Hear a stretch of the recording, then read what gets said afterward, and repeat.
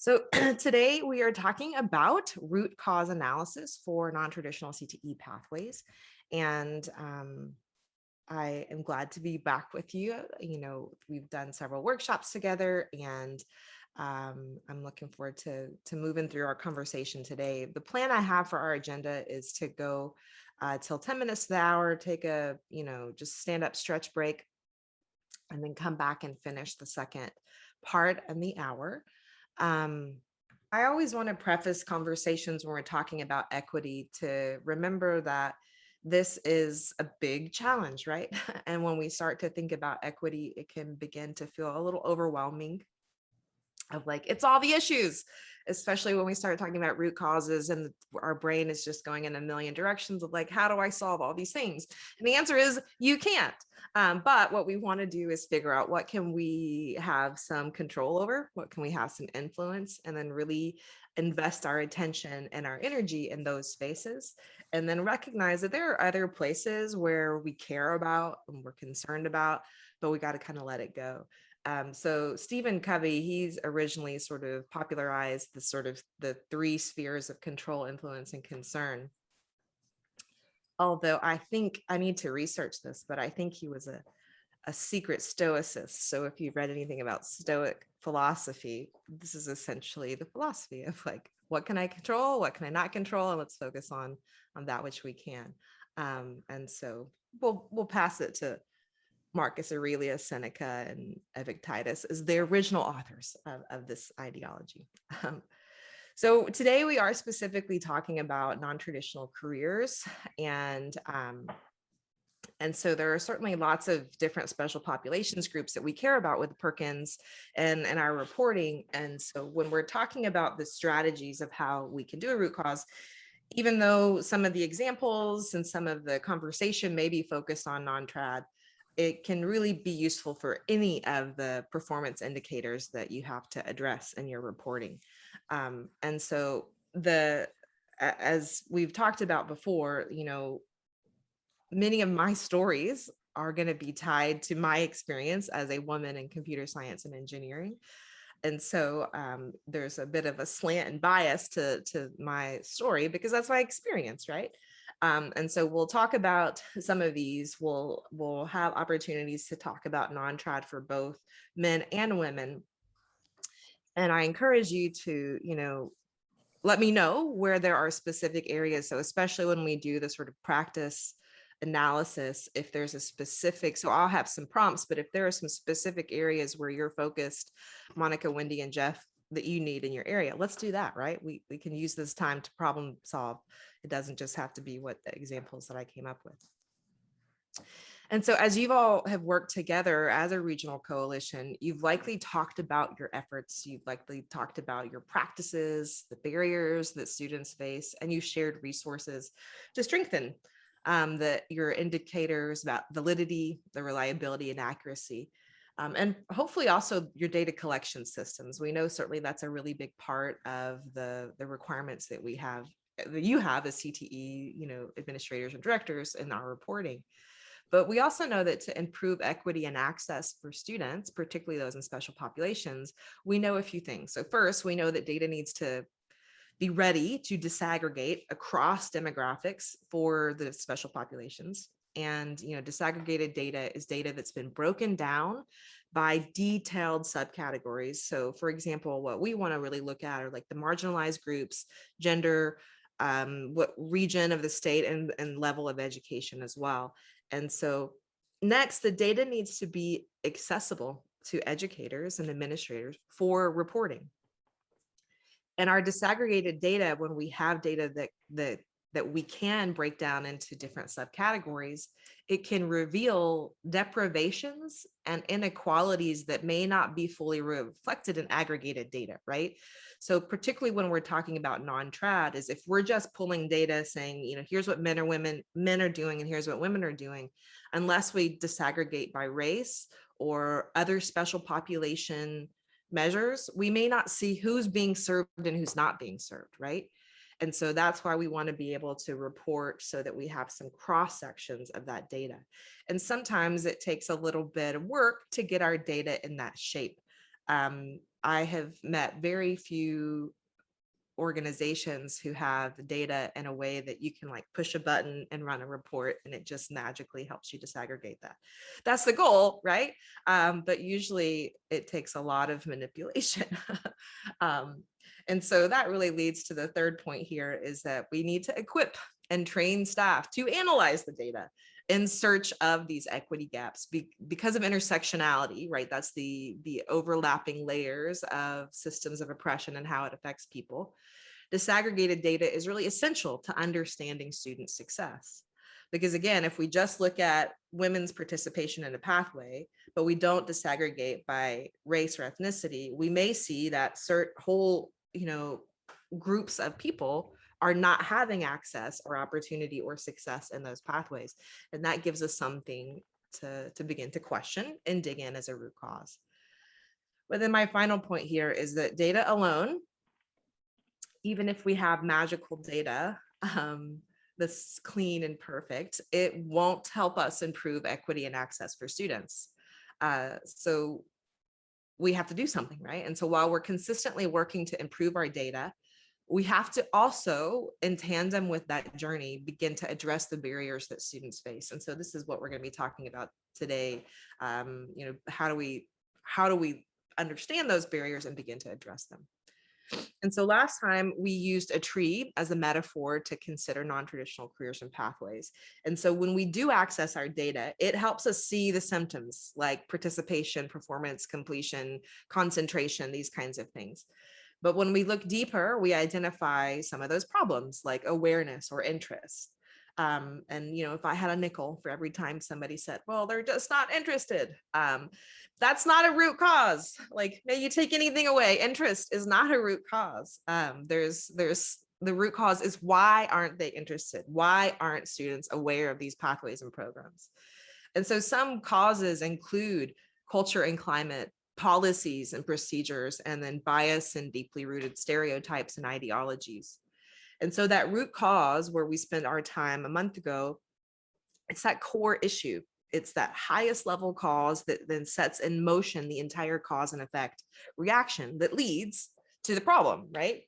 And so fortunately, or, maybe, it's good or bad, I don't know, I want to believe it's good. Decades of research have given us the knowledge, right? A wealth of knowledge to understand the root causes for why special populations don't pursue and persist in CTE pathways. However, it is rarely as simple as one thing. And so it's usually this combination of factors at play. And the result of that is it systematically reduces equity and inclusion within CTE pathways. And so what we have to do is verify and deeply examine those root causes for whatever population that we're focused on. And so until we do that, we won't fully understand why we see the symptoms that we do. Now, before I do a recap of the barriers and root causes that we talked about last time, I want to ask a question, since you were, at least Jeff and Monica, I know you were here. What was something that you've been thinking about since we were together, based on what we learned? Maybe you started noticing it in your work. Maybe you started sort of questioning it in a different kind of way. Was there anything that we learned from last time that really stood out to you? Well, we're in the midst of schedule, so we've really been kind of thinking about those institutionalized things.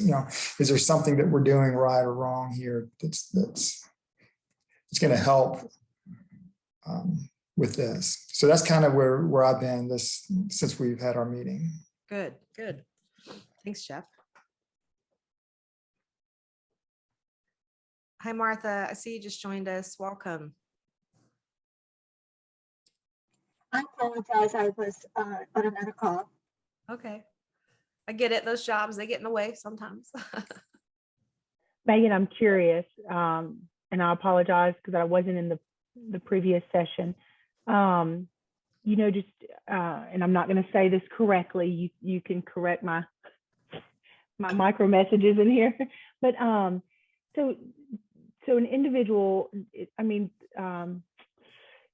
just in society, we tend to think of women as nurturing, caring, and men as, you know, that tough, rugged, or where does the brain development separated of men and women play into this? Is this going to be fall into that interpersonal? So what you're describing are gender norms, right? And so we are conditioned to sort of think that women are nurturers and that men are, you know, these sort of tough, rugged. But I'm sure if you looked at your lived experience, you might know people who are the opposite of that, right? You know, I think about my little brother. He's not little, he's 6'3", but he will always be my little brother. Since he was a little boy, has just been a very nurturing guy. And now he's got 3 kids, and he was a youth minister, and he taught school.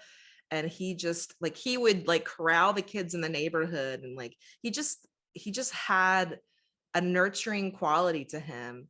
And that really fueled his trajectory, right?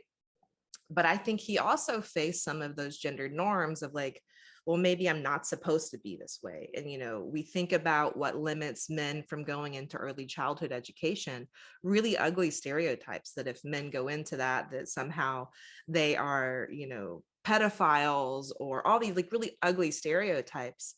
And I think about how that affected maybe what he would have wanted to do because of those norms. Whereas I, on the other hand, like I did not mirror those sort of gendered norms, right? I thought I was supposed to perform them because I've been conditioned of like, here's what women should do. But I was, you know, a champion power lifter, athlete, you know, entrepreneur, like very like the sort of other things that didn't fit that norm. And so what happens is we're conditioned from very early on. We get all these micro messages. It's like, this is what girls should do. This is what boys should do. This is how these people are expected to perform and not. And that begins to affect it becomes internalized. So you can see here in the middle, all of these ideologies, that's what you're describing, these ideologies of what people should do. It affects how we believe about ourselves, and it affects like how we feel like we're supposed to perform.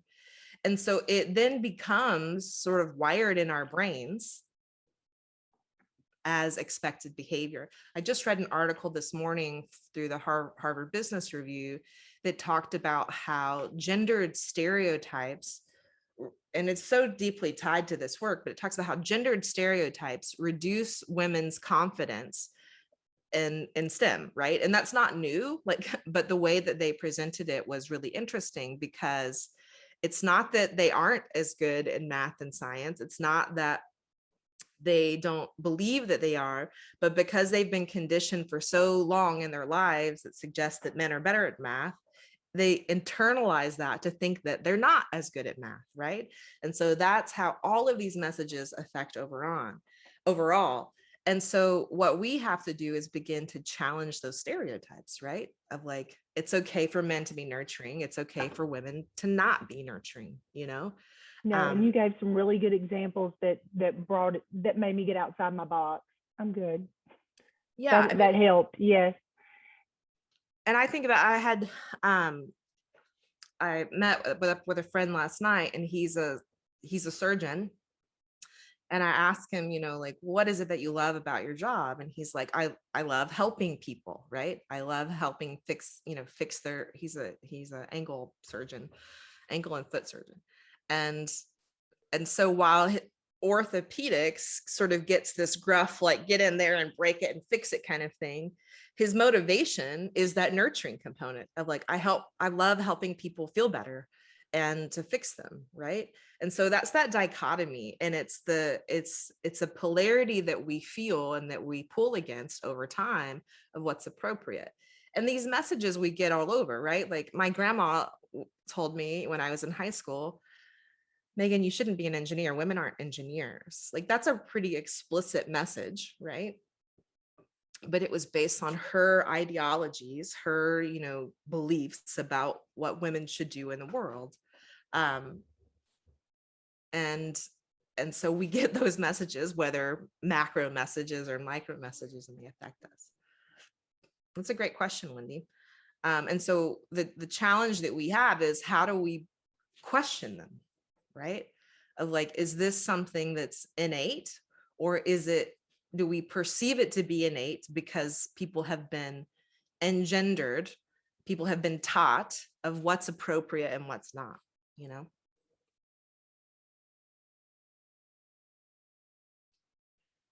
So let's dig into this. It's a great introduction to kind of recap some of these things. So last month we looked at this original model for understanding the barriers and root causes to access and success in CTE. And it can also be a sort of lens for understanding these 10. And so the graphic on the left, it shows how systems of oppression work together, how they interact, and how they overlap. And so as a reminder, oppression, it's the combination of prejudice and power that creates a system that then can discriminate against some groups or benefit other groups. So examples of the systems are racism, sexism, heterosexism, all the isms, ableism, classism, ageism, anti-Semitism, which is something that, you know, we're facing here in Dallas with the recent, you know, issues at one of the synagogues. And so these systems, they didn't just create themselves, right? Like they were created by people, and people uphold them, whether we know that we're upholding them or not. And so the 4 types of oppression are ideological, interpersonal, institutional, and internalized. And so Jeff already mentioned how he's thinking about how is the institution and how you may have unintentionally institutionalized different things affect students, right? But those institutions are built by people who we all have ideologies. And then it affects how we interact and how we build the systems. And then that is what affects the students and the people, whom all of us in the middle. So ideological, it's that foundation of the 4. It's an idea that one group is superior to another. And it creates this sort of dominant narrative about a group. And it's like an us versus them culture. So examples of stereotypes and prejudice would be the idea that men are smarter or more math inclined than women, or as grandma would say, that's not what women do, right? That's an ideology. When we think about other sort of CTE kinds of pathways, ideologies that women don't like to get their hands dirty, you know, maybe we don't, but maybe some people don't mind, right? And as long as there's a sink there, you know. And then when we think about like so much of the mechanics today, it's not the dirty, greasy, oily machines that we had, you know, so long ago. Car mechanics, they're computers, they're just giant computers, right? And so like it's those ideologies and how we assign stereotypes. Another ideology is that nursing is for nurturing type people, which can then exclude men who've been gendered to think that they are not, right? And so these ideologies, these beliefs, they become stereotypes, and then ultimately they become prejudices. And so the next piece are these interpersonal interactions. And so that's how the ideologies are then played out in our daily interactions, either intentionally or unintentionally. And so this includes implicit bias or explicit. So bias is a big word. You can have explicit bias, you can have implicit bias, you can have interpersonal bias, and then institutionalized bias. But we're talking here, like it's what's happening between me and you. Like it's the messages that I am sending to Jeff, that I'm sending to Wendy, that I'm sending to Monica, and to everyone else. It's those messages that's happening, how we're engaging. It also includes like either perpetuating or not interrupting stereotypes, or not recognizing power and privilege. So examples here would be, so an example of explicit or example of bias might be like if a counselor only encourages girls to study health occupations more so than they would boys, right? Or men and women, right? So a counselor may be well-intentioned, right? They may have the best intentions in how they're serving, but it can become a bias. So say that you've got a counselor who's busy. I've never met one who's not, right? And they're just they get an hour with the student, they're trying to go as fast as they can. And so how our brains work is we categorize things. And so there's a higher likelihood that the counselor might just pick up, if we still have handouts like we did, pick up the handouts of like, okay, here's the ones I usually give to the women and here's the ones I usually give to the boys.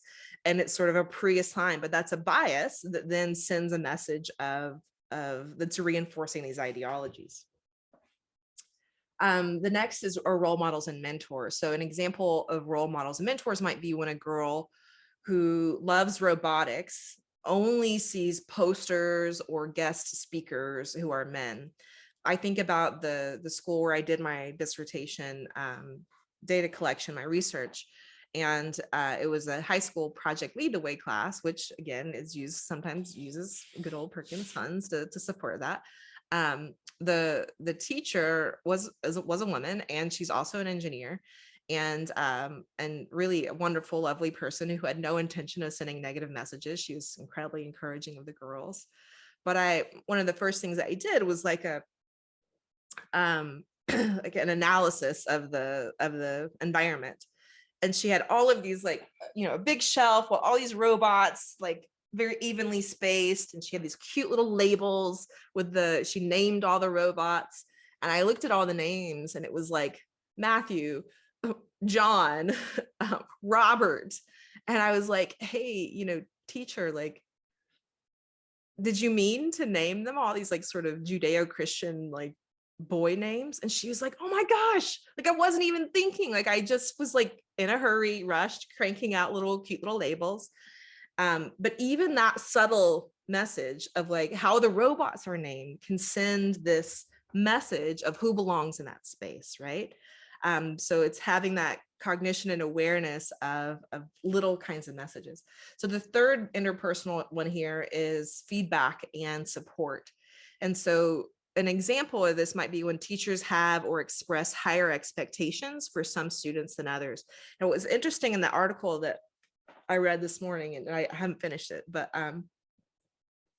they have found that, and this is interesting because I teach about feedback a lot, especially as a tool to reduce the internalized issues that students face.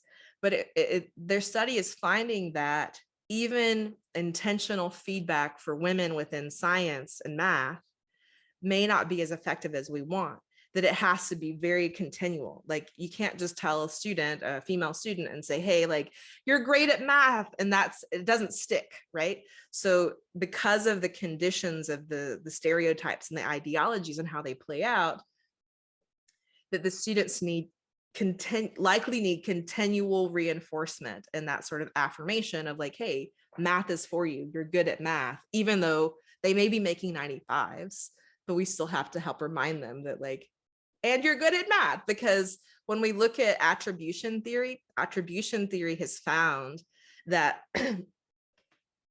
when women and girls get like a 95, they think in math, they're like, I'm bad at math. Whereas boys and men are more likely to be like, meh, like the teacher didn't like me. And that's how they found a difference among gender. And it's how we've been raised to take feedback, right?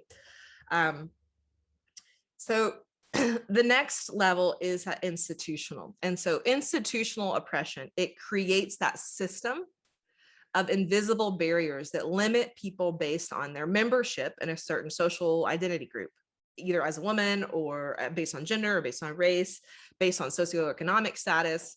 I think about, again, the school where I did my data collection. Students had to pay something like $250 to take a Project Lead the Way class. And that's institutionalized barrier.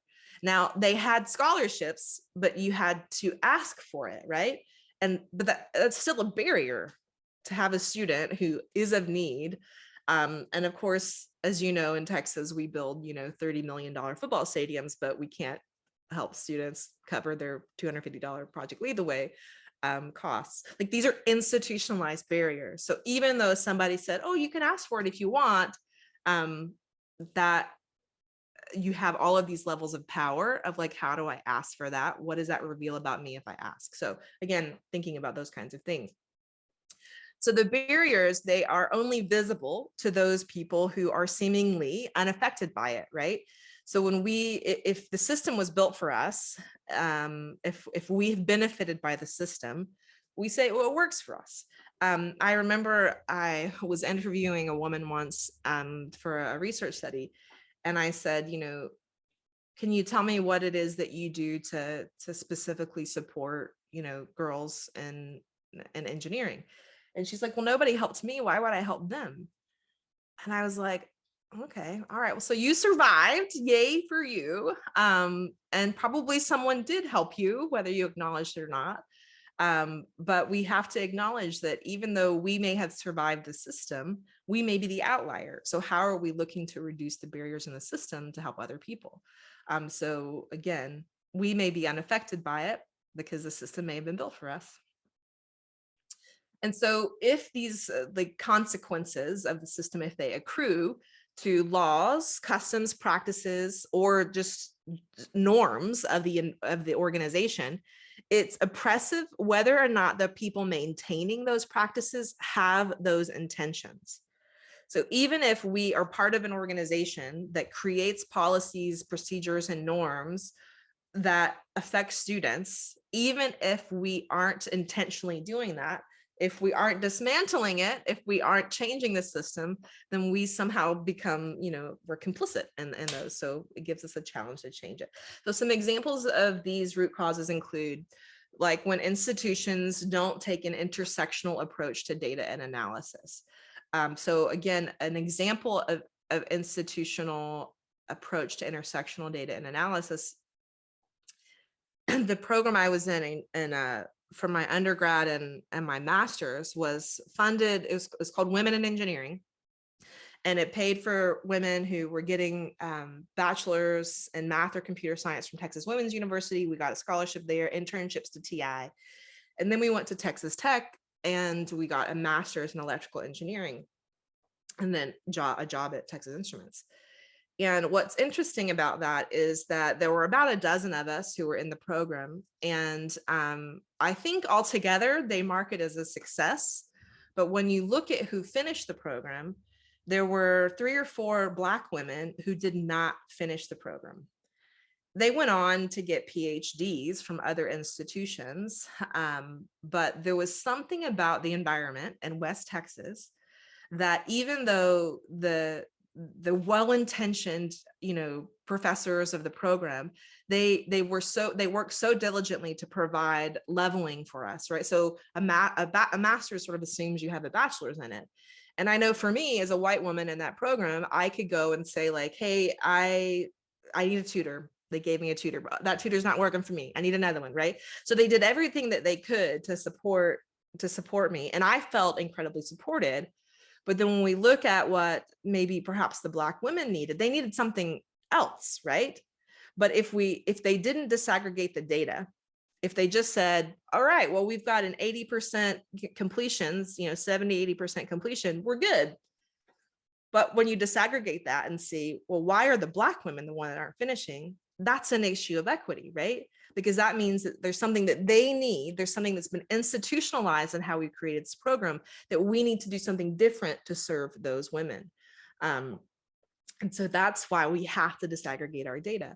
Another example of intersectional approach to data analysis is we had a teacher who did an analysis of a classroom observation. And when he looked at the teacher, he did like a heat map, meaning like how often and to what degree did the teacher engage in conversation with the students. If you just looked at it by gender, the teacher addressed the girls and the boys equally. But when he broke it down by the quality of the interaction, so it was like the kinds were like, hey, good morning, how are you? Like just like a friendly greeting versus a prompt of like, hey, will you answer this question? And then the third level was like a sort of uptick follow-up question of like a dig deeper kind of. So he rated the questions. And then when he showed the teacher the results, there were 2 Hispanic girls in the classroom and they went for multiple class periods without a single academic interaction from that teacher. And so if he hadn't looked at the intersection of ethnicity and race and how she engaged, she wouldn't have known that. And so then she can address that and say, wow, I really need to understand why I'm doing this. Like, why am I not engaging? And what's interesting is this guy, he followed those students. He was a coach for the school district. He followed those students to other classrooms. Those girls were experiencing that for weeks at a time in all of their other classes. So do you think it's because teachers thought those two Hispanic girls were something that they weren't? Absolutely not. But there was something about how they engaged in that classroom or how the teachers interacted with them, that those young girls were going for weeks at a time without any kind of academic interaction with their educators. The teachers were nice to them. But again, unless we disaggregate data, unless we look at the ways in which we're interacting with people, we don't know who's being served and who's not being served. And that helps us understand where we need to improve messages. So the next is policies and procedures. So in policies and procedures, privilege dominant groups more so than non-dominant groups. And so examples would be like the public school system. It like maintains a structural inequality through practices such as like tracking of students, standardized assessments, and a teaching force that generally doesn't represent the diversity of the student body. And so all other kinds of things would be like how we schedule. Our scheduling can deeply institutionalize these kinds of things if we're not really digging into that. So another example would be marketing and messaging. So if messaging and marketing efforts aren't written or done in a way that appeals to a broad and diverse group of students, so we see this a lot within CTE and STEM pathways, is that really stale language and imagery, it continues to perpetuate stereotypes and exclude special populations. Next on the list is student voice. So student voice means like, what do students think?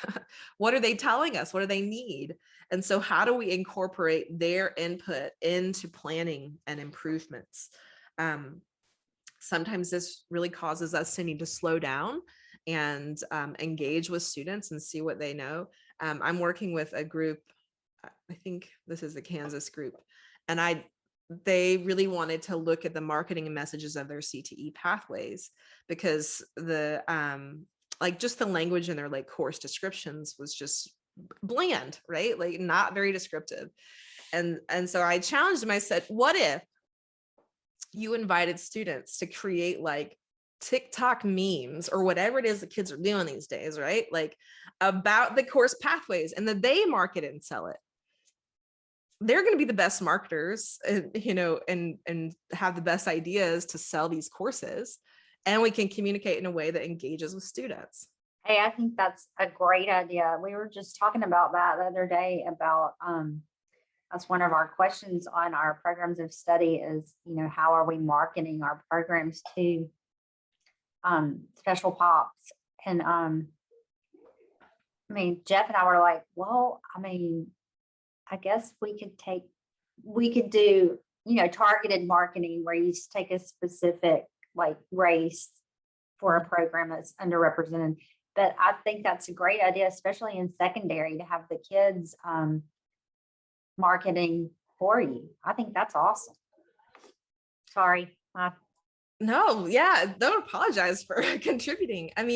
Listen, as a business owner, I have learned marketing is really hard.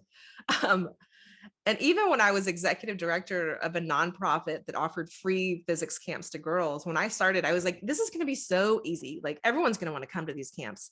OMG, no, like I couldn't get them to sign up. And I'm like, you get a free calculator, you get like 2 weeks of this and all of these things and field trips. And like, I still couldn't figure out how to get them to sign up in the way that we want. And so we had the girls like make posters. We had them kind of help us create those marketing messages. And because, kids don't want to listen to us, but they will listen to people who can speak their language, right? And you can make it a contest if you want. Excuse me. And so the last one on this group of institutional is culture and climate. And so when culture and climate persistently push special populations further to the margins, experiencing feelings that they don't belong or that they're not valued in CTE, again, continues to be a barrier that students face. And so even though, like, so our next session, we're going to talk specifically about recruiting strategies. But the truth is like recruiting is just a piece of it. You know, like we can recruit all we want, but if they get into an environment where they don't feel like they belong, where they don't feel like they're included and they don't feel warm and welcome, they aren't going to stay. I have at least half a dozen books on my shelf about why women leave the sciences, why they leave. And it all comes back to culture and climate. Honestly, I am part of that statistic. I went back into industry after I left and I was like, I'm good, right? Like I want to go somewhere where I feel like I belong and where I can create this sort of culture and climate that I want. One of my mentors, she was the first woman to get to the highest technical level at Texas Instruments. And she retired at like 52 or something like that. And the year before she retired, I had written a whole paper on her. And the title of the paper was called A Woman in a Man's World, which was based on something that she had said. And then when she retired, I called her and I was like, you can't retire. Like you represent all women. Like you have to stay. And I said, like, why have you retired? And she's like, I'm done. She's like, I'm tired of fighting. I'm tired of being a woman in a man's world. And that's a response to the culture and climate, right? When the place isn't built for you, it creates this feeling of not wanting to leave. I recently wrote an article. Let me pull it up. One of my clients, but not an equity client, I do their website. He watched my TED Talk and he emailed me and he wrote back this. He said, I worked in a male-dominated engineering industry, oil and gas. We had female engineers. All the way back to the 80s, we had female engineers. I never saw them treated differently, but I never thought about how they might feel in that environment. And so that's the question we have, is like, we may not see discrimination. We may not see the way that they're affected, but we have to ask, how do they feel in those environments? And so that's what we want to begin to change when we're talking about culture and climate. And so the last piece of this is the internalized piece. And so oppression, as you can see from the graphic, it always begins from the outside. It always begins from the outside. But by the time it gets internalized, the external oppression doesn't even hardly need to be felt for damage to have been done, because it's affected our confidence. It's affected, we sort of internalize these feelings of self-hate. We believe those negative messages of like, do I belong in this space? Is it for me? Powerlessness and despair. And so research has shown that self-efficacy, that's the belief that one has in their ability to accomplish a task. And I think I've done self-efficacy workshops for you all before. It's a consistent reason for why women don't pursue and persist in non-traditional careers. But the thing is that oppression, it starts so early, right? So like Wendy talked about the sort of, question of nurturing, like we get these messages early on. And when we ask girls and women what they want to do, they're more likely to choose those sort of helping careers. But then it goes back to that messaging. It's like, how do we help students know that STEM can be helping careers? Like when I worked at TI, I worked on a device called the digital micromirror device. And so these chips, in this little silver area, there's about 250,000 little mirrors that are 1 atom of aluminum thick, and they're on hinges and they turn on and off. So like if you have a projector in your office or in your boardroom, like if it says DLP, it's a DLP projector. And so, yeah, cool. We have devices and projectors, but what I loved as an engineer is that the same technology went into medical devices. So if you ever are in an emergent situation, they're not in like general office areas, but they have a device at the hospital called a vein viewer. So it uses the same technology the same kind of chip. And so what it does is, so if anybody, usually the story that really affected me was when babies come into the hospital and they're dehydrated, they need to find a vein, and they need to find the vein so they can get fluids and get that baby healthy again. But sometimes if you're dehydrated, can't find a vein, right? But the vein viewer, again, they can hold it over the skin, and it uses infrared light, and it illuminates where the veins are. So to me, like I love that. I love that I got to work on a technology that helped make babies, healthier and safer. And so we have to help change our messaging so that girls who've been conditioned to want to have these helping sort of pathways, that they can see those possibilities in a multitude of pathways. So again, this oppression, it starts really early, and by means of all of the root causes that we just talked about. And so it results in like the self-determination. And so self-determination, it's the process by which a person controls their own life. It's in essence, it's like the perceived control. It's a function of the environment. So like I may think I have control over everything, but I'm still a product of my upbringing. I'm still a product of my environment. And all of those messages I received in my life are still affecting how I think, and that then affects my motivation. And so we often see efforts to address the internalized issues that students are facing, particularly within this non-traditional pathways. However, we have to recognize that we have to also change the system, because we can do all the self-efficacy training that we want, but until we change the system that's affecting their self-efficacy, it's not going to be enduring change. So we're going to do our promised break now, and when we come back, we're going to practice with a strategy for how to get to a root cause.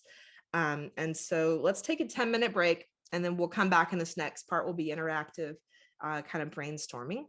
And we'll see you back in 10 minutes. Sound good? So let's try a simple strategy to kind of learn how to get to a root cause. So in the video that I showed last time, it gave an example of a young child who was asking why. It was the artist Pink and her son having a conversation.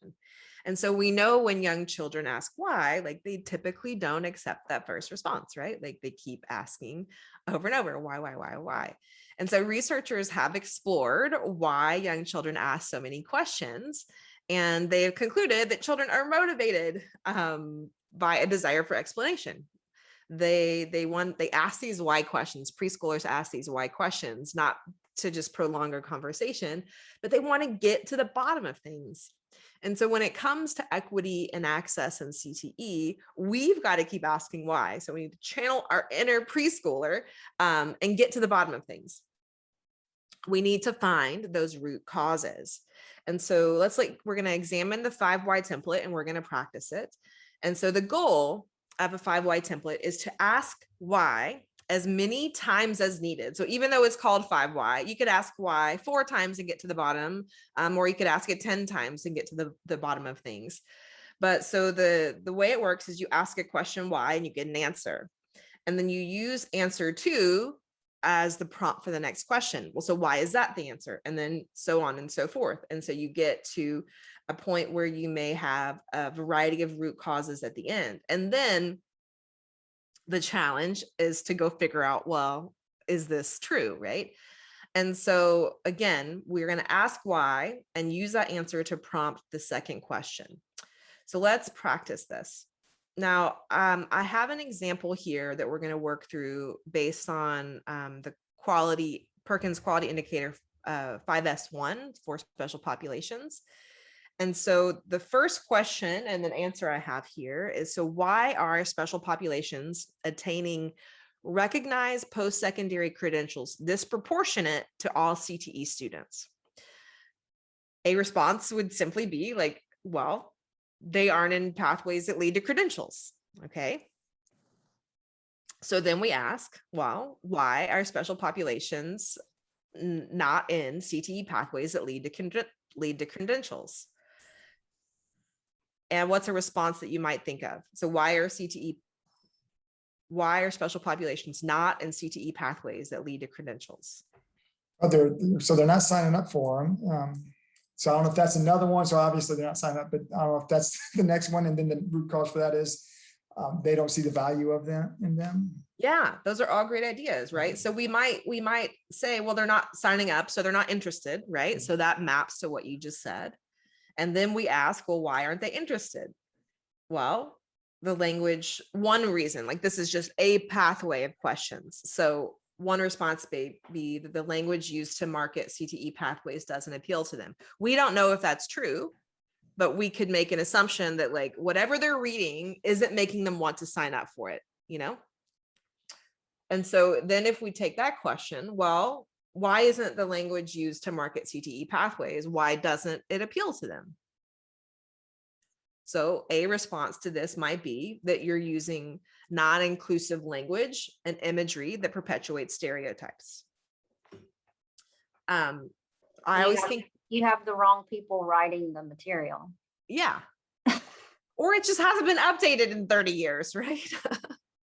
I will never forget, and gosh, I wish I had a screenshot of this, and maybe on some old hard drive I do, but I remember on the College Board, they had a web page years ago that said, you know, about different careers, and their language was like, so like on careers in engineering, it's like, do you like to work really hard math problems? Do you like to work late hours in the lab? And engineering might be for you. Like that is the worst sales pitch ever, right? But to somebody, whoever wrote that, it made sense to them. Now, there may be a very small population of people for whom that is a useful language, but it's not particularly inclusive, right? And it perpetuates some of those really old stereotypes about, you know, you have to be a math genius to do this. As an engineer, I did one calculus problem while I was working at TI. And I only did it to say I did it because I was like, gosh darn it, I have taken a lot of calculus. Like I need to prove that this matters because we have software that does it, you know, you need to know how it works. But so that's one rationale. And then if we ask, why is that? Then we could get to things like, well, we've not integrated student voices, like Monica just said. We've not trained our staff on how to reduce stereotypes, or we've not incorporated the recommended best practices for inclusive language and imagery, right? So particularly when it comes to many of the CTE pathways, we have research that tells us about the best language that we can use. So let's do another example. So let's do an example for 5S2. So 5S2 is the percentage of CTE concentrators graduating from high school having attained post-secondary credits in the relevant CTE program or program of study earned through a dual or concurrent enrollment or another credit transfer program. So question leading us is, why are special populations graduating high school with fewer dual or concurrent enrollment credits? So when we start the process, our responses are generic, right? Like we're not jumping right to broad assumptions of root causes. The immediate answer is, well, there are disproportionate numbers of special populations who are CTE concentrators. So if we have disproportionate numbers of students who are CTE concentrators, of course they're going to be less likely to graduate with those dual or concurrent enrollment credits. So then if we prime that question, so why are special populations not earning concentrator status? Well, a response might be that special populations may be less likely to be advised by counselors to consider CTE pathways. Why might that be? Why do you think, why might counselors be less likely to advise special populations to consider CTA pathways? What's an idea? They have built-in biases already, or the stereotypes. So they're telling the women to go into nursing and telling the men to do that. Well then. Yeah. Yeah, and even CTE as a whole has deeply rooted ideologies, right? Around the whole old, what used to be called voc ed, and the sort of shop mentality, and the idea of this sort of contrasting college and career competition. And so you have lots of embedded ideas. And I will admit, when I started in this, 12 years ago, doing this work around teacher training, I had deep biases around CTE that were embedded ideologies from my own upbringing as, a high achieving student. We were never advised to do CTE, right? We were pushed on those AP trajectories, and it made CTE like the enemy of progress. And so I had to recognize, wow, I've got some old gross biases on this that I have to address, and really recognize the ways in which it showed up in my language. So when we think about this work, we have to do internal work and then see how that's affecting how we do our external work. But again, awareness is the first step. So an example of how we might respond to this would be that counselors may not believe that CTE pathways are ideal career options. And now special populations, as you might recall, in this case, isn't just non-trad. It could be non-trad. It could be students who are unhoused. It could be people who are, students with disabilities, economically disadvantaged. All of these are special populations as well. And there's certainly a long list of others. So why might counselors not believe that CTE pathways are ideal career options? Well, because of deeply rooted cultural stereotypes about college and career. And then why is that? Why are there still deeply rooted cultural stereotypes? And the response might be because we've not provided training or put systems into place that reduce the impact of the ideology. I taught a new workshop last week on cognitive biases, which is different than the way that we've been talking about bias in this context. That cognitive biases, it helps us understand the way in which we make decisions and the sort of barriers to decision making in a way that we could make biased decisions based on previous bits of information. And what this book I'm reading, and I incorporated into that workshop, is called Nudge by Thaler and Sunstein. Highly recommend the book. At least the first 2/3 of it. The last part's like deep economics, and I'm like, okay, I think I'm good.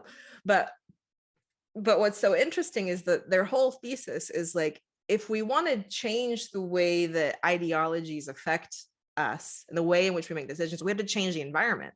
So what are we putting into place? So is there like a checklist of when a counselor is going to be advising students that says, are you making sure to not reinforce gender stereotypes? So like a literal checklist that helps us reduce the way in which our brain reinforces these things. And so they're called nudges. How are we nudging ourselves to make the right decision? And so another way to think about that is like I described, so my little dog here by my feet, she's 14 and a half and 12 pounds of pure joy. If you come to visit me and you sit on her couch, and she sits next to you, and she like, your hand is like on your leg, and she like nudges your hand with her nose, what is the correct response? To pet her, right? So she has given you a cue, she's signaled, she's given something to change the environment. So that's like a simple definition of nudge. How are we making decisions? How are we putting something into place to change the way that we behave? Nudges could be something like, I leave my phone downstairs when I go to bed, because otherwise I go to bed scrolling, I wake up scrolling. So it is a nudge to change the environment and change behavior. I also, like on my calendar, when I set up meetings, the automatic limit is 50 minutes. So that's a nudge to change my behavior, to like wrap it up. I have those 10 minutes, but I'm trying to change the environment so that I can get up and get water, coffee, these kinds of things. And so we have to recognize the way our brain makes decisions. And so that's an example here of what we could put into place. How do we put systems into place to reduce the impact? Let's do one more example, and then I'm gonna stop giving you the cues, and we're gonna do some specific to non-trad. So this one is for the 5S3, which is the percentage of CTE concentrators graduating from high school having participated in work-based learning. So that's the question. Why are CTE concentrators from special POPs graduating high school participating in work-based learning disproportionate to all CTE concentrators. So a first response might be they're not getting selected for the few available work-based learning opportunities, particularly in the COVID environment. We know that these have, what few ones existed have been limited as well. So then we ask, well, why are they not getting selected? So the work-based learning partners say that they are selecting the best candidates. Well, why do the partners believe that the best candidates are not from special populations? They describe the selected students as having the right schedule. So that's an institutional issue, right? If students are having conflicts of their schedule. Transportation, that's also an institutionalized issue. That shouldn't be a barrier that students face. Or the right fit, and I'm using big quotes here, for the team. So then we ask, well, why is that what they believe? So perceived fit may result from stereotyping, right? It goes back to, wasn't it President Bush that said, you know, like you pick people you want to have beer with, right? Like now they're not picking kids that they want to have a beer with, I hope, but like it's that same mentality of like, we pick people we want to spend time with and hang out with, and like, are they going to be cool? Are they going to fit in? And that's a cognitive bias. Like we pick people who have a similarity to us. And so we have to reduce the way that influences our decisions. Schedule and transportation can result from a need for extended services provided to the students. So then we ask, well, why are these in the case? Why might stereotyping and a need for services be an issue? Response could be because we've not trained our work-based learning partners and we've not surveyed students to determine their needs, right? There's a great example from one of my collaborators, NAPE. They had a group in Oregon who was doing a root cause analysis, and their question is, why aren't the girls participating in welding? And so they did all this analysis. And they're like, it's self-efficacy, it's role models, it's all these things. And they went and asked the girls, and they're like, I heard that there aren't enough small uniforms and that you get burned if you wear the big jumpers. And they're like, what? So they spent $300 and something, bought small uniforms, and then did some other marketing. And like they went from like 2 to 30, like something remarkable leap.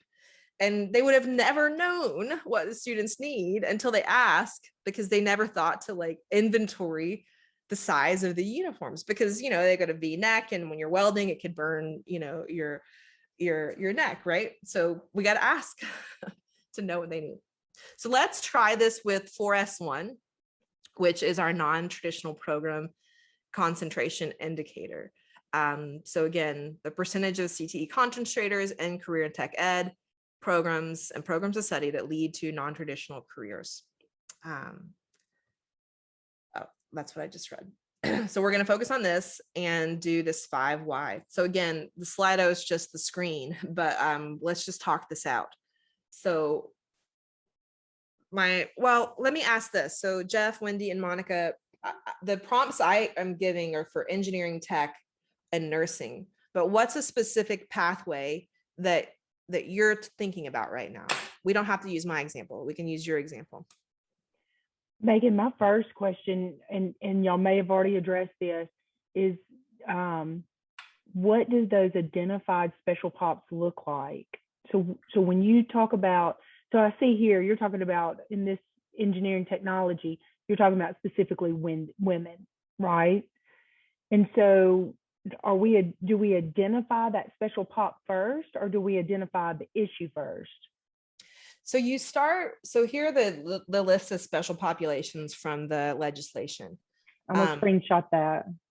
And I recommend going to the Perkins Collaborator Network. It has, let me drop this link in the chat because you can I got it right from here.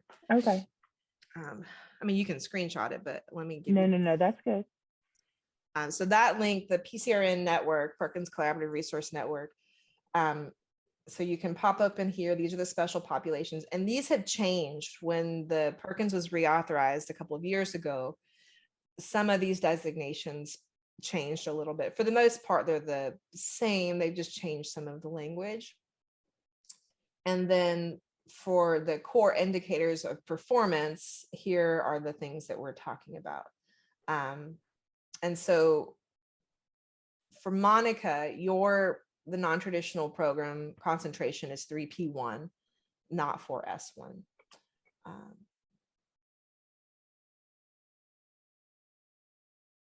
So again, this is a tremendous amount of resources here on this website. So it could be individuals with disabilities. And so when you're trying to address issues, now, again, we're here talking about non-traditional. And so you'll see that non-traditional is one of, so that's C. So non-trad is one of the special populations. But there are others, right? Students with disabilities, individuals from economically disadvantaged families, single parents. So again, these are special populations which span pre-college and post-secondary. Out of workforce individuals, the language that it used to be was displaced homemakers. So that was the language for a really, really long time. Which displaced homemaker meant somebody who was in the workforce, took time off to care for their kids and was trying to come back in. So now they've expanded that language to be out of workforce individuals. So it could mean anything, people who've taken any time off for any number of things. English learners are special populations. People who are unhoused, or people who are experiencing homelessness, youth who are in or who had aged out of the foster care system, and youth with a parent who is a member of the armed services or is on active duty. And then migrant students, which as it indicates here is for secondary only. And so these are all of the different areas where you want to have data that you can access, right? And many of the special populations, it's hard data to track because you may not have clean data on it. But it's certainly a goal to set for how are you getting the data so that you can access that. So to answer your question, Wendy, when you think about how you're reporting, and if you did like your local needs assessment and how you've submitted that and the reporting back to the Perkins funding,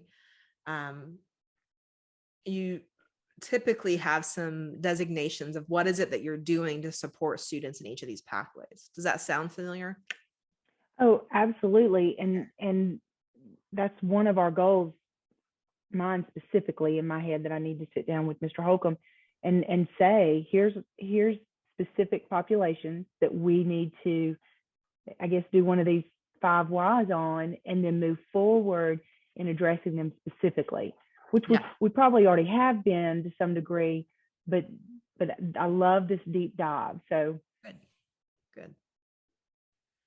So let's go back and try this. So my question to you is, Wendy or Jeff or Monica, is there a question on your mind that we want to do an exercise together of a 5 why? Other than the 2 examples I have of like why only 14% of associate's degrees in engineering tech go to women. My second question is 18%. So we got 2 pre-college. So you might want a pre-college question rather than the secondary. What are you thinking about? What's the question you have? Yeah, I'll be thinking more along the lines of our welding program, our nursing programs. Okay. So, well, let's see. Wow. New note. Oh, new note. Where'd it go? Oh, here we go.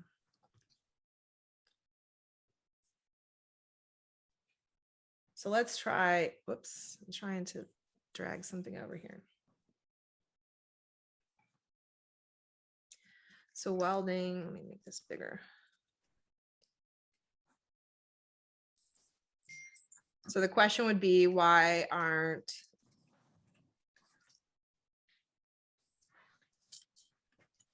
boys, men choosing or concentrating and welding. Okay. So what's your first thought?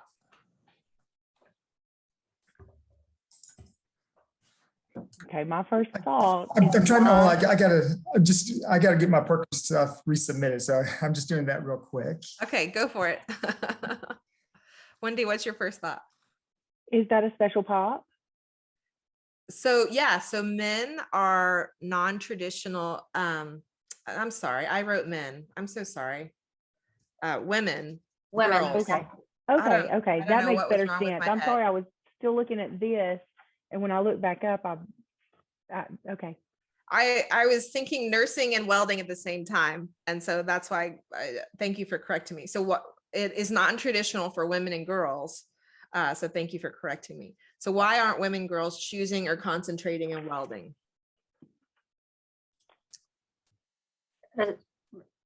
We're doing the 5 whys, we're doing the deep dive. Mhm. Maybe well, how about, is it being marketed to females? I mean, we market it to everybody. But how, that's the How question though, specifically how are are we we? marketing it to Yeah. females?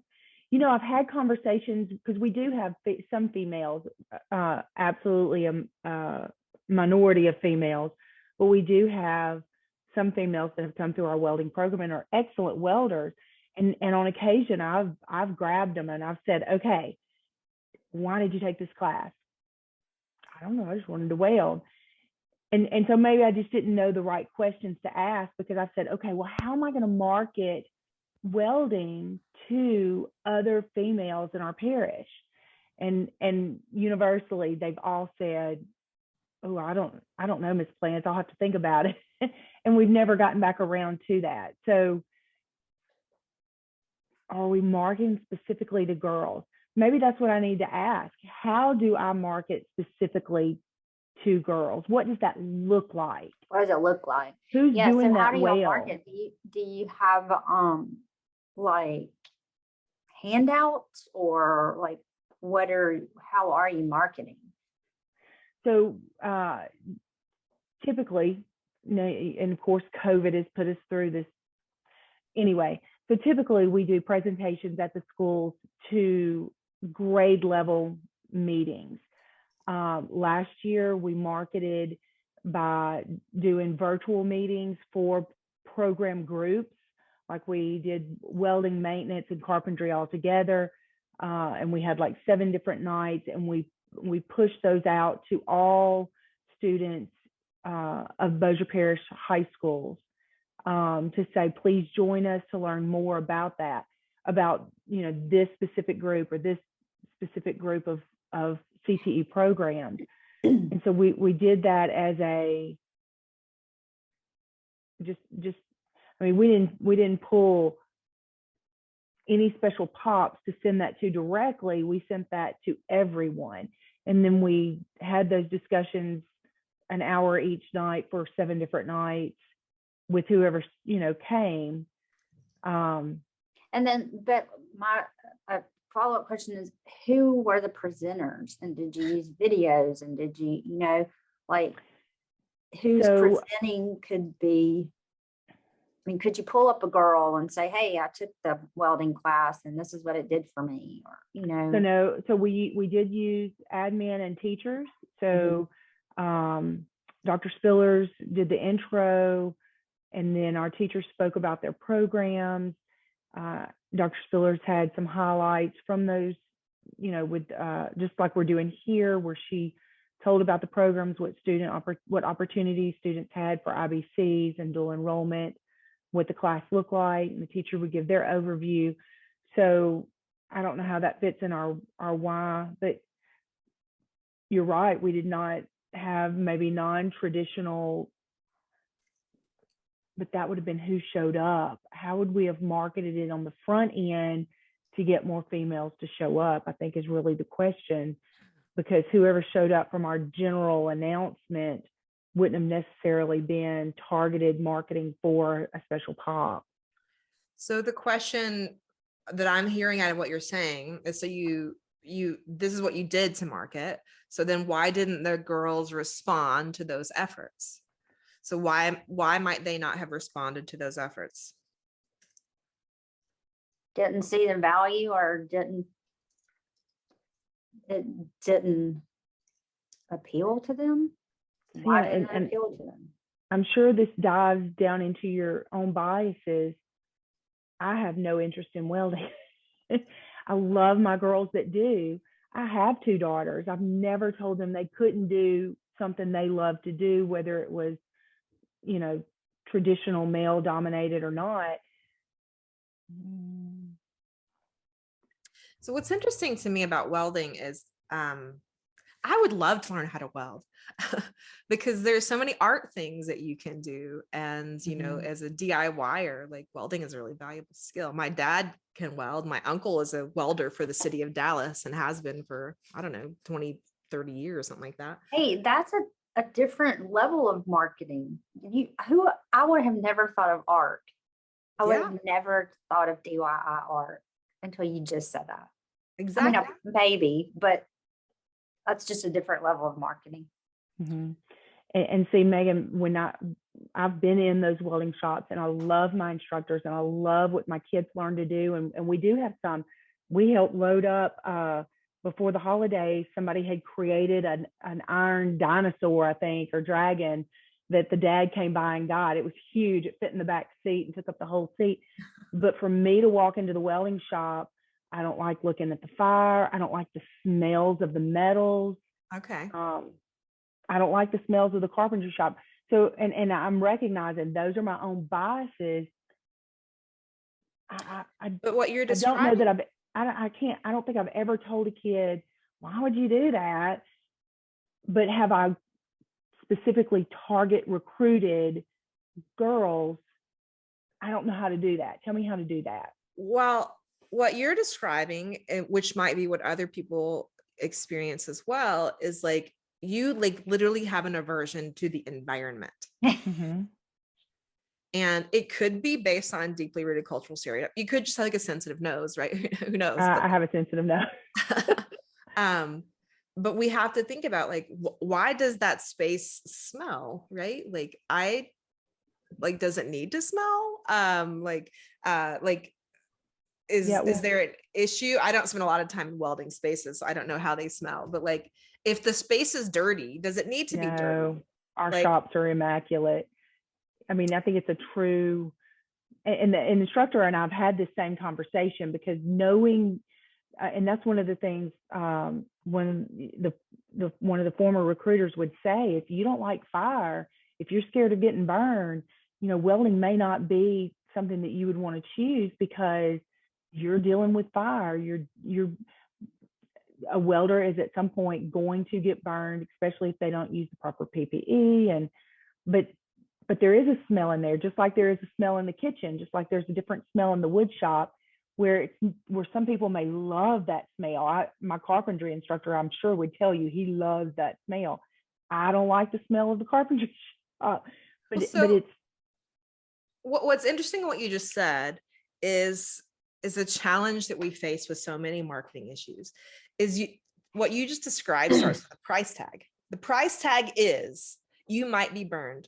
The price tag is you have all these risks. What if we started with the why, right? So the why is the motivation of why I want to do something. Well, if I really want to create a dinosaur art piece, and that's what motivates me, then I may be less inclined to worry about being burned, right? If I tell students, hey, we're going to teach you how to be safe, certainly with anything, you could break a pencil and get a splinter in math class, right? Like anything could happen. But if we start with this sort of fear of like, well, you might be scared by this, you know. No, and I don't think we've done that. I mean, we've really promoted our programs. I don't know how to, and I think that's what we're doing here. How do we market it specifically? I'm assuming that's where we're going. Why might it not appeal to them? Does the environment feel welcoming? You know, I think my girls that have been in the shop would tell you that it is. But And that may be something to do, is to poll those special pops that have participated. So that's what you do next. So the next step, and I want us to kind of keep going through this, but I do want to give you a chance to kind of look forward. But so what happens next is like, so often we could do these 5 whys, and I've got my cute little diver here, is like we dive in with solutions and strategies. You're like, let's go. We're going to do this and we're going to do that and we're going to solve all the problems. And then it feels like we're like throwing spaghetti at the wall. I had to like Google, is this a Southerners phrase? Like, but y'all are from the South, so you get it too. But like, this is what my mom always said growing up, is like, we're just trying to like try everything and see what sticks, because that's what it could feel like. But instead of doing that, we continue to do these 5 whys to get to the questions that we have. And then we go into a process improvement methodology. And so we'll talk about recruitment strategies next month. But before we get to those strategies, we really have to understand. So for welding, for example, like the example I shared about the Oregon group, they had all of these questions of like, well, we think it might be self-efficacy. We think it might be the culture and climate. But then when they did a survey and they asked the girls, they find out it's something else, right?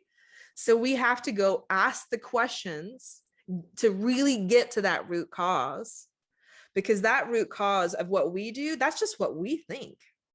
Then we have to go ask the questions of like, is this really the case? And then that data that we get, that tells us what we do next. That's what informs the strategies. So if we go back here, so you're asking questions of like, why might the marketing not appeal to them? Does the environment feel welcoming? And so you could ask questions. You could do a survey for those who are in the program or those who have left the program, and ask some questions around marketing.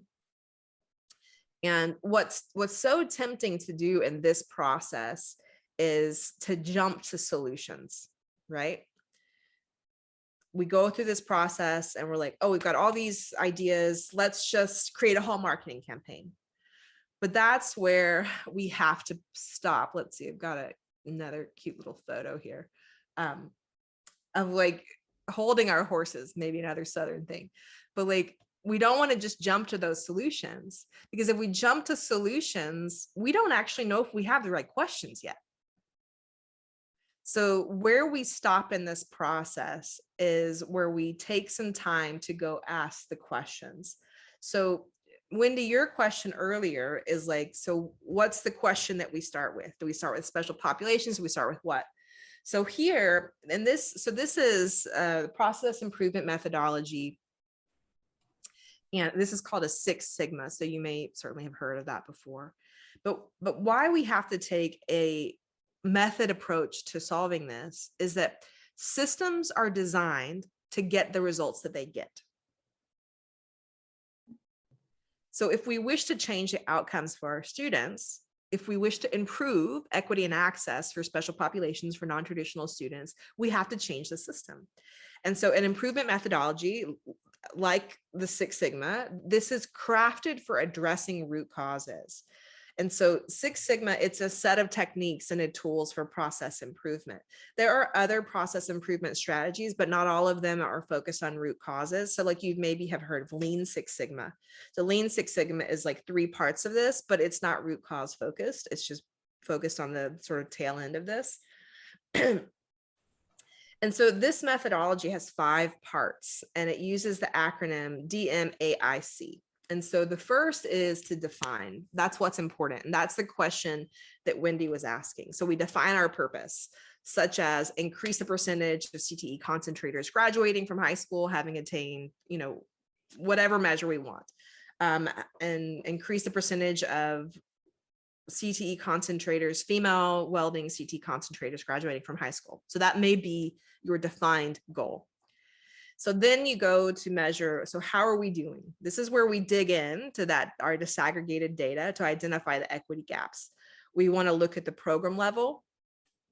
We want to look at it over time. We want to have it disaggregated by as many special populations as we can. And then we want to cross that with race and gender. So again, we can see the different pockets of who's being served and to what degree. So then the next part of this is to analyze what's wrong. So the 5 whys, that's really where it's fitting in here. It's part of this analyze. This is the heaviest sort of questioning of this process. So this is where you're doing a root cause analysis. And so again, that's that structured process where we're asking why, but that's just the beginning. Then we have to go test and see, is this actually the root cause? So that 5 why is an exercise to help us get to the questions to know what to go ask. And so again, we want to get to those underlying factors, those causes of the adverse event, which in this case is the numbers of students in these concentrations. And so why we do this is so understanding and contributing, the contributing factors of the system failure, only then can we develop actions that sustain the correction, right? So if we don't know what's causing the system failure, then we can't address that.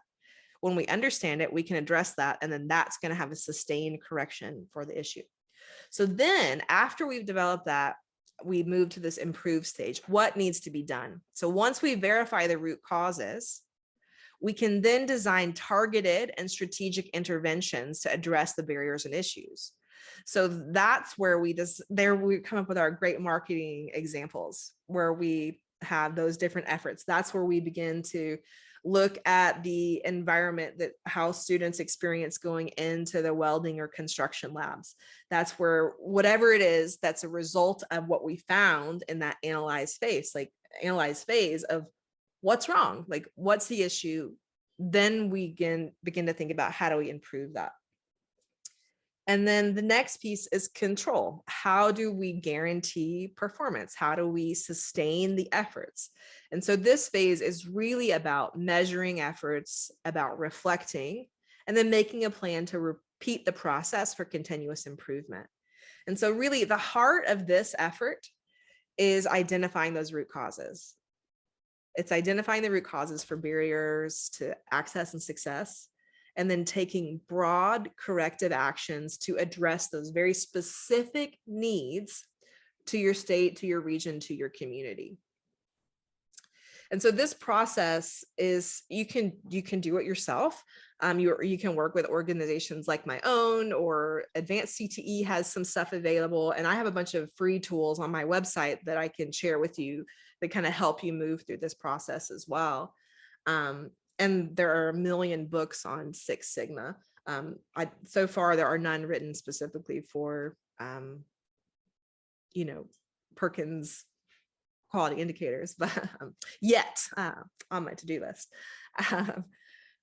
But so this is a process, right? And so this process is how we begin to plug in that 5 why. The 5 why is just really that key piece of what are our questions? And then we got to go find the answers. So let's look back at this, at the welding example. So let's keep digging in our 5 why and see what are the questions, what are the potential root causes that we're seeing. And so, and then that can set you up to potentially create a survey or do some interviews. You can do environmental scans. So the way that you then go test it, let me drop to, so different data collection methods would be surveys.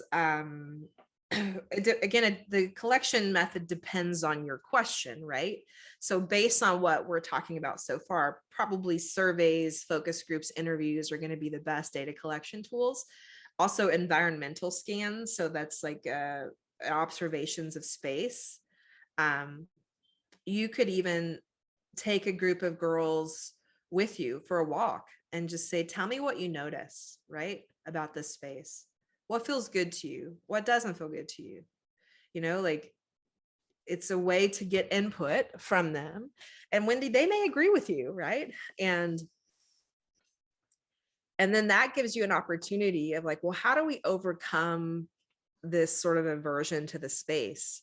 And then we can get to the sort of why, better marketing strategies, because, sometimes we do things that, I think about at TI, I didn't work in the fab every day, all day, but I was in the fab quite a bit. And I didn't like it. Like, you had to put on what we called a bunny suit. So like you had to get all wrapped up, and you weren't supposed to wear makeup, and you couldn't wear high heels, and you're all covered up in masks, which now is normal, right? But like, I didn't like being in there, but it was a means to an end, like it helped me run my tests so that I could improve my products, so that I could, contribute to TI. And so sometimes you do things you don't want to do to get to the outcome that you want. And so we have to help students recognize those as well. And so when you start to think about how you plan your methods for testing, you ask questions like, what or who do you need to ask to participate? Who needs to answer these questions? How will you identify participants to answer the questions? What are your constraints, right? So like if you've got, we want to get the survey done before registration. So we want to try to get this done. So you want to map that out. How does that go to your timeline? Other constraints could be, we just sent out a huge survey, they're limiting surveys, whatever those constraints are, you've got to identify those. You identify what's your data collection method. How are you going to develop your instrument, right? So these are all things that you start to map out to, again, answer that question. Let's go back to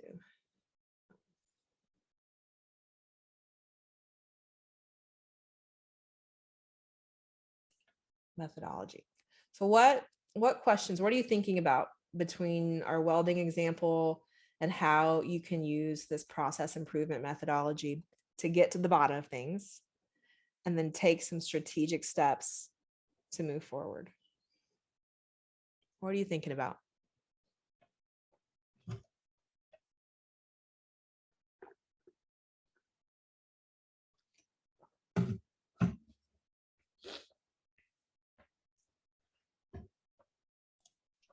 Definitely. I wish this was so awesome.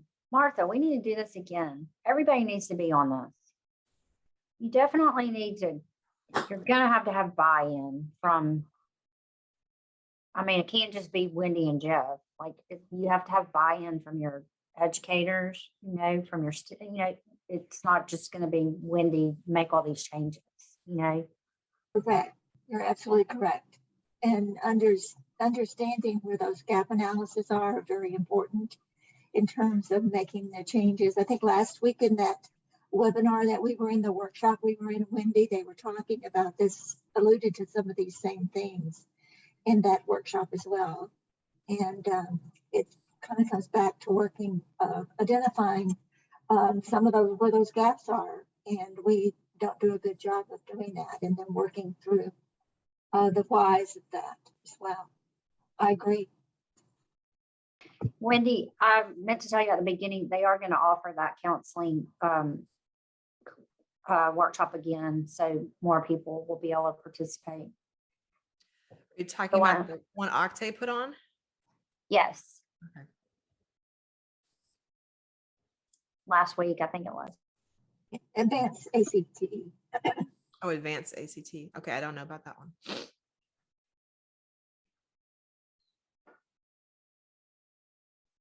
Yes, yeah, the USDOE's equity workshop was good as well, but the career advising one that we did with Advanced ACT kind of took some of these same ideas and was working with them from the perspective of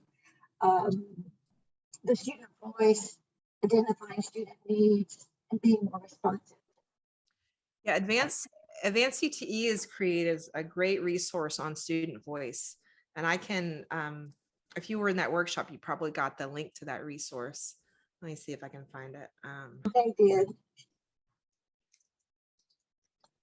And they also, because I was talking with Kim Green a few months ago, their executive director. And so they had a huge grant that is allowing them, at least last I heard, that they're going to be able to share a lot of these resources on their website, which scaffolds you to be able to move through this. And so again, you can move through it, you can hire someone to facilitate the process. But again, like really what my goal is as a facilitator is to teach someone how to do it and to scaffold that process so that again, you just keep doing it, right? Like it's really intended to facilitate that. But again, there are tons of great free resources that you can access. Let me grab that link toolkit. Okay, here's this link. Yeah, well, you put it in the chat because we weren't able to attend the workshop. None of us were. There you go. Thank you so Career- much. Yeah. Wendy was in the workshop. Wendy was there. I was in the one last week. I wasn't in the one that Megan did back in January. But Oh, Wendy, I didn't know you got into the one last Oh, week. yes, ma'am. Okay, I didn't know that. I'm sorry. you That's had okay. you had a pretty Webster and Cato and I represented. Yeah, so they've got some great questions here. So they've got focus group questions, worksheet. And they also, Advanced ACTE did a really have some excellent resources on gap analysis as well. Good. I need to Google those. I haven't seen those yet. I know I talked with Kim about them months ago, but they just hired a whole equity, I think a couple of people focus on equity for the organization. So I'm excited to see how they're able to scale those efforts and create resources for people. I really like their learner voice toolkit. Yeah.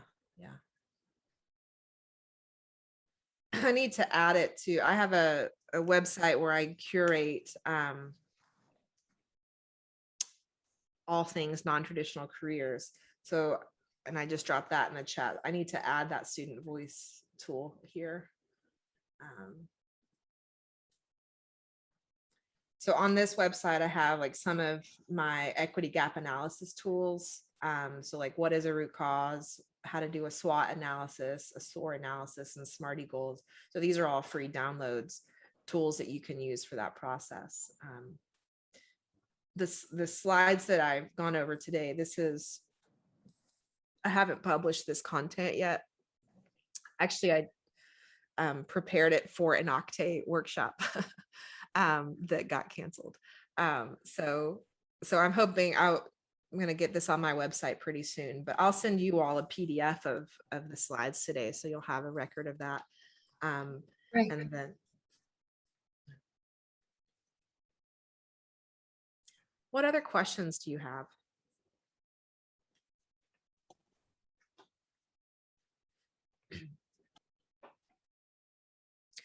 So what Megan, go no, ahead. go ahead. I was moving forward, so I'll want to No, I wait. was just going to say, so your next scheduled workshop, I believe is in March, and it'll dive deeper into what you said, best practices. Is that right? Yeah, that's the plan. But we can be flexible. So if there's another direction that you want us to go, we can do that. Like I am here to serve you. So like if there's another way that you want it. No, that's what I would like. I'd love to see what people are doing to address these issues, to see if it's something that we can implement on our end to be more successful in reaching these goals. So as I start to curate resources and plan for this, tell me, so you've already mentioned welding and nursing. So are those the two key areas where your focus energies? Because I can try to focus energies on those two pockets, if that's helpful. I'll defer to Jeff, but for me, just my initial thought is I want to go back and look at these special pots. I want to think about, we have 27 programs and on our technical programs on our technical high school in Bossier Parish. And so, I don't know what Mr. Holcomb is going to say, but I think taking this special pops list and looking at our programs and identifying our biggest needs is probably, for me, a starting point. Okay. Yeah, I mean, that's where your data comes in. So we go back to that original conversation around, let's see. Not that one. Not that one. So were you just looking only at your programs at Bristol? You're not looking at the broad range of your programs that's across the parish? Now, Miss Moore. Yes, I am. No, that's a good question. That's a good, let me write that down, Miss Moore. I love you. So I'm going to put Bipstal and parish-wide CTE programs. And Martha, I'm just seeing all of your comments in the chat that I missed. So pardon me for not drawing you in. No problem, no problem. No problem. So you've got a couple of great questions here. I was going to add this to our, I'm going to add Martha's questions here.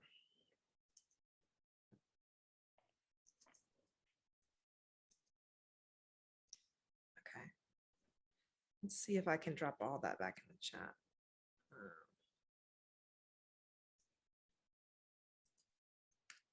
So I just dropped in the chat the notes that I took here.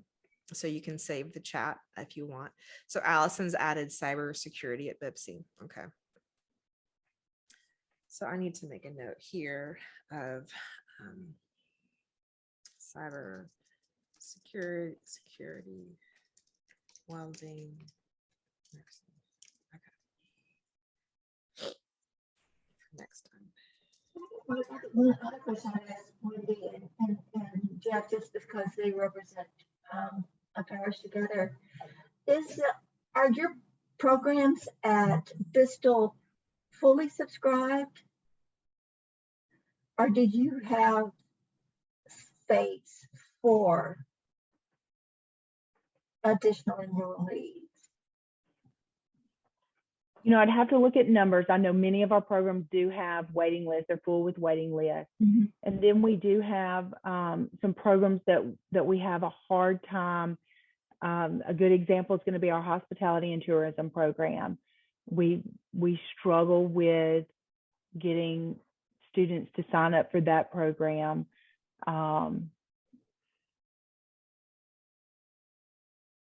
Accounting, we offered college accounting here on campus. We had trouble getting students, and you know, what I think will happen is those programs will be replaced with things that students show more of an interest in.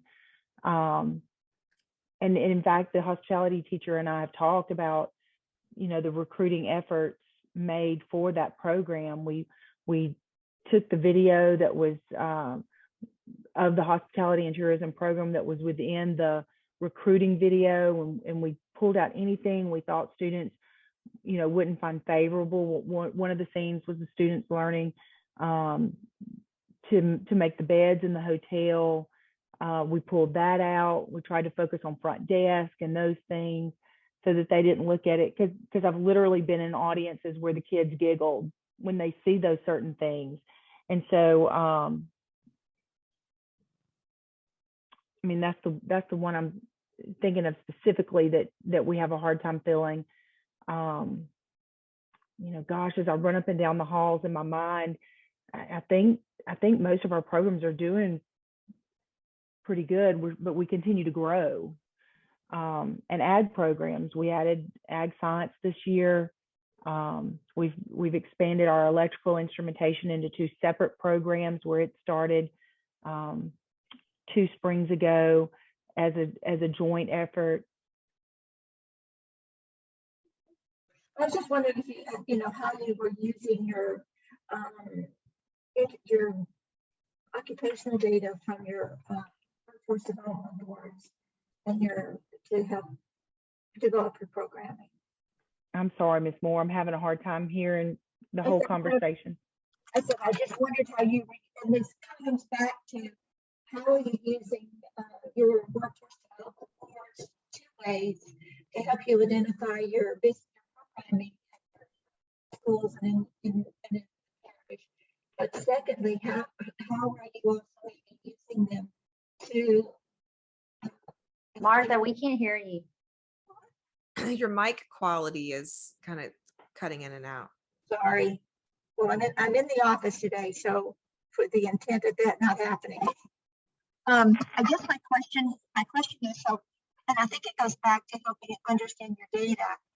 And so did you, is how are you using your local workforce development boards and the chamber to help you identify the business needs of an employer needs of the community, and then also how are you then having them support you doing the recruitment efforts?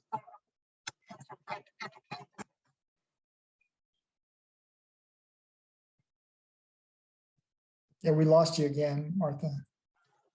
So the takeaway is what I heard is how are you using the workforce data to help you and inform some of the directions? Yes, that's essentially how are you using them as an integral partner with you in your marketing and in your programming and in your curriculum development.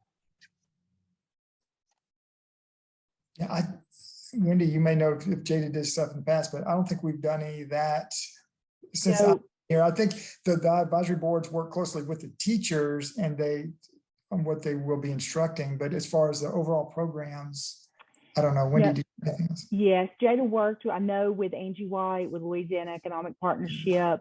I'm not sure about the chamber. And so that is something new that you and I are learning. Yeah. So I've made some notes on that to make sure that we're looking at our workforce data. And also that may help with that, seeing people like me doing what I'm interested in. And it also may help with that aspect of, I really don't know what that means, and can I really do it? Whether it's a girl or a boy or in a role, or even any student seeing themselves in any occupation.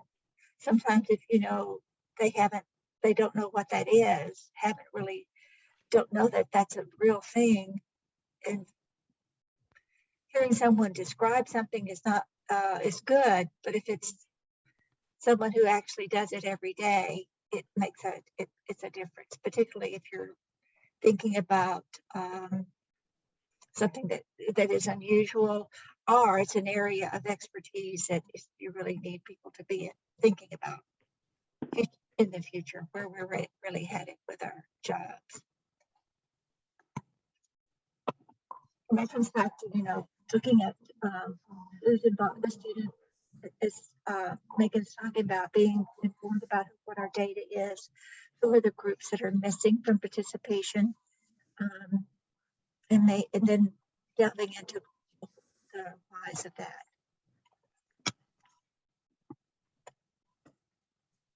I want to be thoughtful of time in case people have other things that they need to move on. I'm happy to keep chatting. I want to encourage you to reflect before you shift gears. Reflection is a key part of learning. So just jot down on your notes something that you want to take away from today before you shift your brain to the next task. And as Wendy already suggested, we're going to come back in March, a month from now, I think to the day, to talk about best practices. And I really value your feedback. I pay attention to it. I take action on it. And so you can go to the link in the chat to evaluate the session and let me know what worked for you. And if you have other thoughts on specific things you want me to address when we come back in a month, let me know that there. And I'm so grateful for the conversation we had today. It was, I think, a great conversation and hopefully very useful and practical for you in thinking about how to address equity and access for non-traditional students. Thanks, Martha. I appreciate all you added there as well. And with that, I just want to again thank you for your time today. I look forward to seeing you in a month from now. And don't hesitate to reach out if you have some questions. And I will let again, I'm going to send you a PDF of today's slides so that you have an access, so you have that for your notes. And I'll keep you posted when I get anything more substantive published on this stuff as well. So, all right. Martha, Thank you, Megan. thanks, Monica. Thanks, Jeff. Thanks, Wendy. Thank you, Allison. See you Thanks, next time. Megan. Bye-bye. Bye, y'all.